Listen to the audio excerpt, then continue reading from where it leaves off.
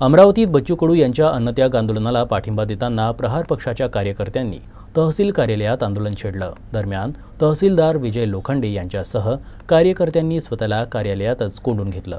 शेतकऱ्यांच्या मागण्या त्वरित पूर्ण कराव्यात आणि सरकारनं बच्चू कडू यांच्या आंदोलनाची गंभीर दखल घ्यावी या मागणीसाठी हे आंदोलन करण्यात आलं। तहसील कार्यालयाच्या आवारात घोषणाबाजी करण्यात आली असून परिसरात तणावाचं वातावरण निर्माण झालं होतं। प्रहार कार्यकर्त्यांनी तहसीलदारांसमोर थेट आक्रोश व्यक्त करत प्रशासनानं आता तरी शेतकऱ्यांच्या व्यथा ऐकाव्यात अशी मागणी केली। काही काळासाठी कार्यालयाचे कामकाज ठप्प झाले होते। दरम्यान पोलिसांनी तातडीनं हस्तक्षेप करत आंदोलन शांततेत संपवण्याचा प्रयत्न केला। मात्र आंदोलनकर्त्यांनी सरकारकडून ठोस निर्णय झाल्याशिवाय मागे हटणार नसल्याचं स्पष्ट केलं।